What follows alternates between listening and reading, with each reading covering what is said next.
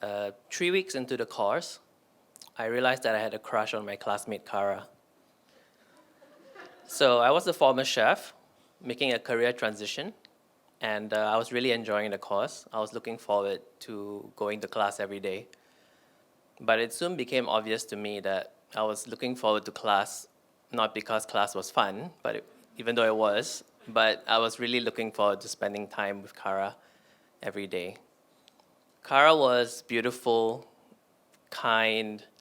She always had a smile on her face, and she made others smile. So being with her was wonderful. I realized that every time she walked into the room brightened.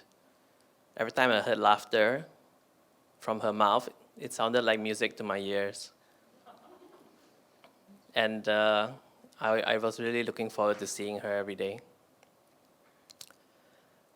I wanted to get her to notice me, to impress her, but I'm shy. I'm an introvert. I didn't feel comfortable telling her how I felt. And as a class, we spent all our time together, whether it was learning or eating or doing homework. There were no opportunities for me to be alone with her and tell her how I felt. So I just kept it to myself. But I tried to spend as much time as I could. So in the mornings, I would come into class early. I would pick a spot where a table was available with 2 seats. And I hoped every morning that when she came in, she would choose the seat next to mine. And when she did, it was going to be a good day. During lunch, our group usually went out for lunch in groups. So I would always pick the group she was with, even if I didn't like the restaurant. And after class, everybody was doing homework together. I always offered to help her out, just to give me an excuse to spend more time with her. One day, I ran into her on the bus. I had got on the bus, and I looked up, and there she was. So my palms got sweaty. My heart started racing, and I was trying to figure out what I was going to say to her. What would be a good opening line, But nothing came to me. All of a sudden, she looked up and saw me. So I said, hi. And she said, hi. And the opening was awkward, but it soon became obvious that it was going to be, she was really, really easy to speak to. She was easy to talk to. And I got to know her more during that short bus ride than I did during the class. She told me that she was on her way to see her dad, who was at the hospital for a minor issue. And I wanted to cheer her up.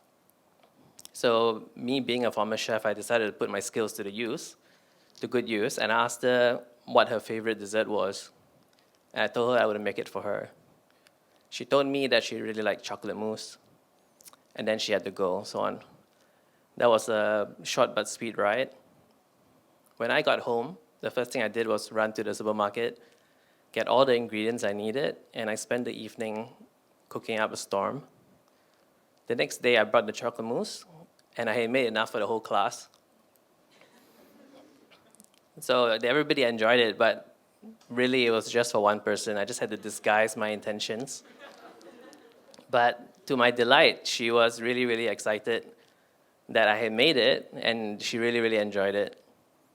And I think I caught her looking at me when she thought I wasn't looking, which was a good sign.